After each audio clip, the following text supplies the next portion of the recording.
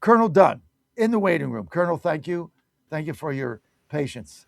Hey, thanks for having me. How you doing this morning? Never better, Colonel. How are you? I'm doing outstanding. Okay. Break down now what is going on in Iran. Well, as I suspected, and as we chatted about a few weeks ago, we were going to play tit for tat with Iran for some period of time. And so, what I believe is happening is you have an Iranian government that wants to make a deal with the United States because they're rational people, and then you have many others inside that regime, probably some stalwarts from the previous regime, that do not want to make a deal, and all they want to do is destroy the U.S. and destroy Israel. So they are screwing up the peace process. They're doing that by making these very limited but somewhat painful attacks. And they know if they do that, that we have to react because President Trump has said he will react. So now they're doing some things, they're getting a reaction, and that's slowing the peace process down, which is probably playing right into the Democrats' hands. It would not surprise me, and I just say this not out of jest, it would not surprise me if some Democratic U.S. personnel are negotiating with some of these regime people. It would not surprise me one bit to say, keep the fight going. Keep the fight going. If I could prove it, I would, but I can't. I just suspect it's very possible that behind the scenes, we have some of our own unfortunate American people trying to get America to lose this war. And if we could prove it, I'd love someone to prove that. But I hope it's not true. I just have my suspicions. Colonel, I want you to elaborate on that. We've seen the Democratic Party over and over again in some of the fake news push a narrative that we're losing this war. I saw it yesterday. I saw it the day before.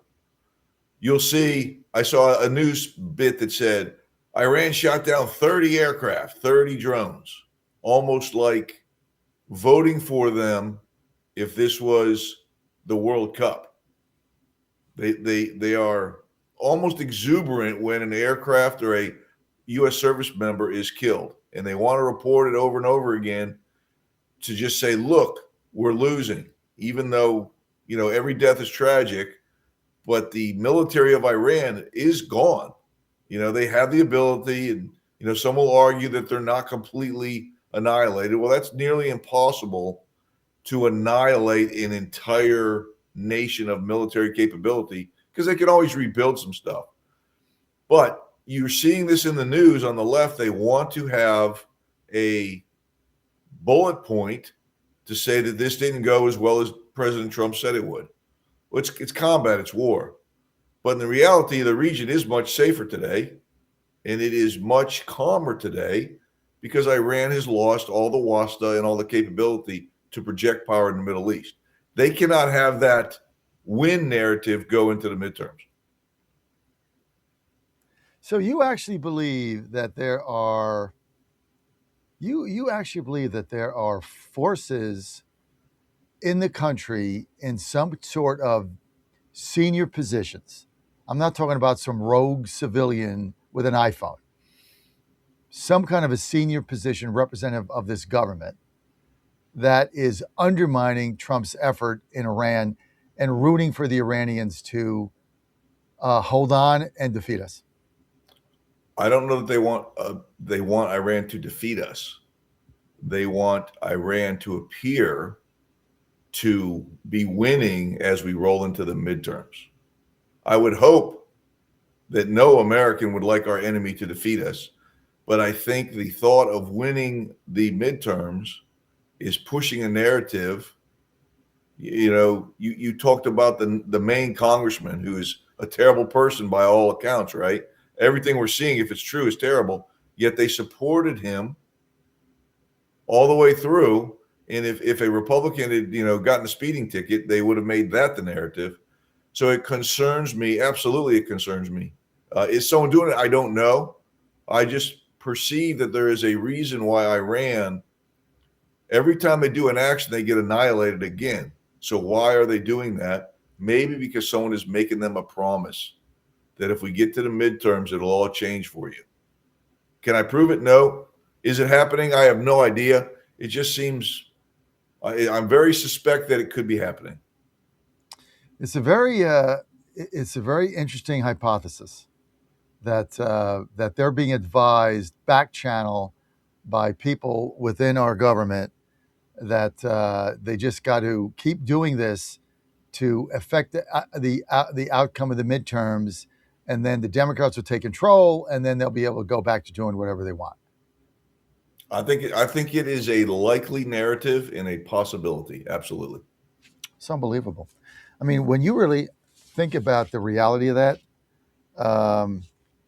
tough to do. I want to get to, even though we're talking about the war here, Dan, I want to get to 10 because Colonel Dunn brought up the Maine situation. I'm going to play a montage here, Dan. Let's get to 10. Here's a montage that Fox News put together of all of the people on the left making excuses for Plattner before they decided he couldn't win. This is unbelievable. Roll it. Republicans should just really just shut up. They really should just shut up if they're going to be critical of Democrats for supporting a morally challenged candidate. My empathy goes with the bravery of that woman for speaking out, and he has to drop out of the race. Plattner's problem is he should have ran as a Republican, and then he would be the senator. Because they don't have an issue with this. It's not okay. And I keep pointing to the one at the top because this is the one that is in front of our kids as well. Yes. And we have to explain why we say no to this one, but this one is okay. And ultimately, deeply enraging political career for Graham Plattner, enraging for all of us. Yeah. Yeah, it's okay for him. Absolutely. And they backed him. An interesting note, just for fun, I used the Google this morning. 4 years ago today, the state of North Carolina, the average gas price was between $4.38 and $4.80. Today, it's $3.55 to $3.88. So a dollar difference 4 years ago, and yet everybody's complaining. Imagine if Iran had gotten their nuclear weapon and used it, what gas prices would be. They'd be $19, $19 a gallon probably. So but you hit it on your monologue earlier, is that the Republicans are losing the information battle inside the United States because they just I don't know what's going on. It's blowing my mind why they're not getting on TV, getting online, getting on the radio, getting everywhere, and reminding the people of what greatness President Trump has done for this country and for the world. And if they don't do it, we're well past the 4th of July. I thought the gas prices would come down. They did. I thought they'd be below $3 by now, but they're where I'm at, North Carolina, they're about $3.46. So I'm about 15% above where I want them to be right now. If we get a stop to this by October, they'll be below $3. But we're not progressing. We're not stating that fact. And as we get closer and closer to November, it may turn out to be bad news for us. Because the communication is horrible. I mean, we have no message. We have put no policies forth. I mean, the Democrats have a message. The person who's running for governor in Texas, Hamaso, state delegate, I think, or state senator, state representative, running against Abbott, right? Puts out a plan the other day. She wants everybody in Texas over the age of 18. She's going to give them a check for $1,500, $1,500, tax-free check. Where's she going to get the money? Well, she's going to take it out of the rainy day fund. Then they say, well, you can't take it out of that. It's for a rainy day. And she says, well, it's raining in Texas for the people who are suffering. I'm going to give them relief. See, that's an absurd plan, but it is a plan. And the country has changed. McGovern offered everybody $1,000 making under $50,000 in 1972. He won the District of Columbia. He didn't even win a state. Oh, and Massachusetts. Why did he get blown out? When they did the exit polls, the majority of people, when they asked about the $1,000, said, well, someday I want to be making over $50,000. I don't want to pay $1,000. See, that's when people had a dream. Now it's like, well, I don't have any money, so give me $1,500. I'm voting for you. Well, where's the money going to come from? I don't know. Print it. The hell do I care? Right. Right? And the Republicans have no answer other than a white paper coming out of the Heritage Foundation. That doesn't work anymore. What's What are not we gonna do? working? We have no message. That's right. And what's not working is socialism's bad. Socialism's bad.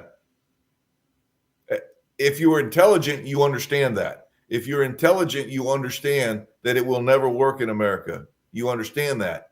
But when you tell somebody that's hungry that I'm going to give you $1,500, they don't think about the socialism piece of this. And in reality, what many of the people that get that $1,500 will probably do is go buy a cell phone for $1,500. Bingo. And then they have no money again.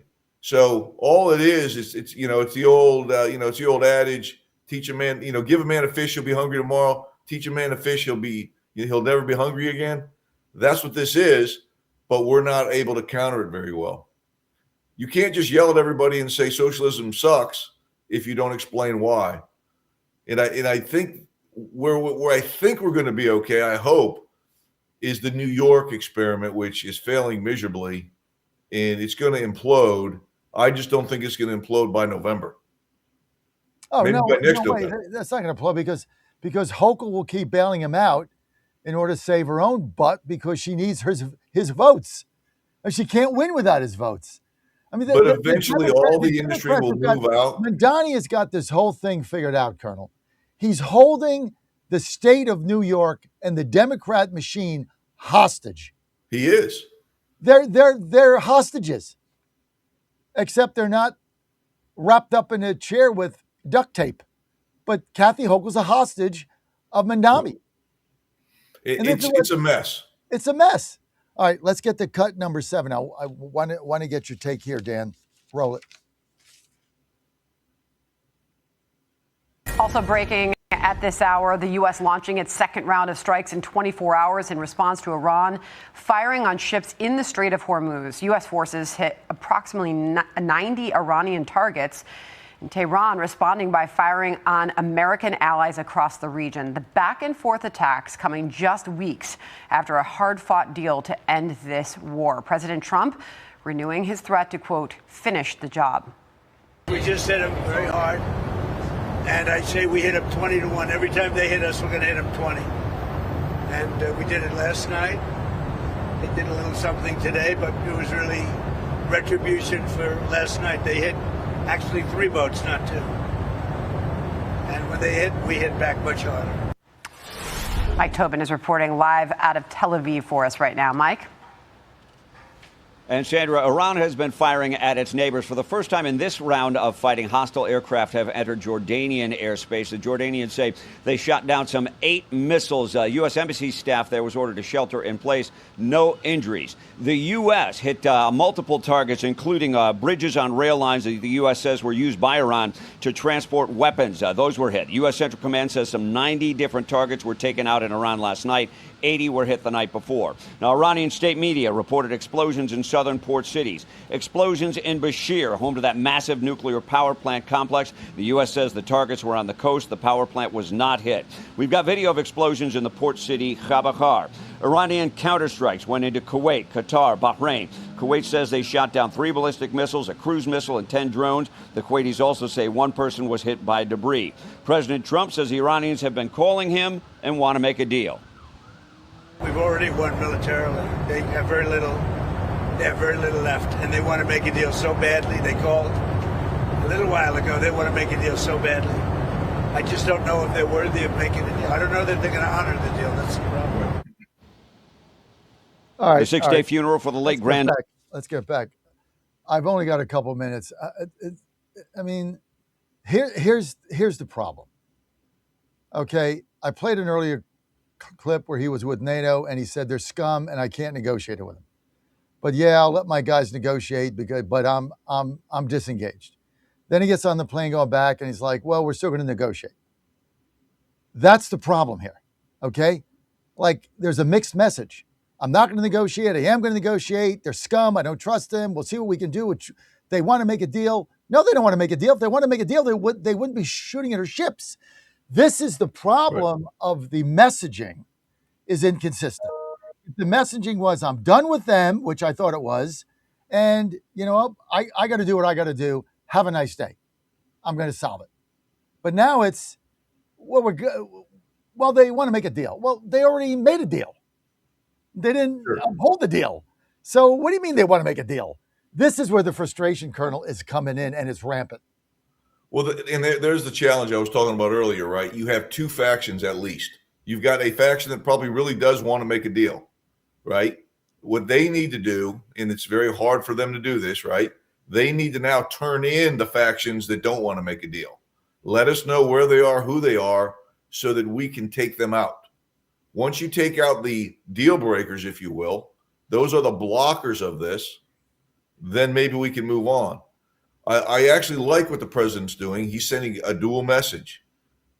The bad guys, if you will, are getting the message that you're scum, we're not going to make a deal. And ideally, he's leaving a door open for a good guy, if you will. However, in my opinion, it's now time to take out some economic targets. I've been against that from the start. I would take out 4 or 5 that will hurt them. But I would take out things that could be rebuilt by Iran at some point, and I would destroy them. And then I'd see if they want to make a discussion. But the other thing American people need to know, Iran is our enemy. They've always been our enemy since the 70s. They will lie to us about everything. The enemy lies to you, and they do that routinely. And when you are in a party that believes, when we took out Soleimani, if CNN and some of the other news, they called him the revered leader of Iran. Well, he was a mass murderer of Americans, and they supported him. I still can't believe that. I go back and watch those clips sometimes. It enrages me that we're supporting a man and saying how a great leader he was in Iran, who killed thousands of Americans and helped kill thousands of Americans. But we had Americans that were supporting him. That's the problem we have. Yeah, because they hate America. They hate America. You just summed it up. Colonel Dunn, thanks for being with us. People want to get your book. Where do they go? You can get Gunfighters Rule. You can get it on Amazon.com. I'll have another one coming out hopefully in the next few months. It's a follow-on to that book, and God bless America. Hoorah! Great to have you, Colonel. Thanks for having me, John. Have a great day. Always a pleasure. Joe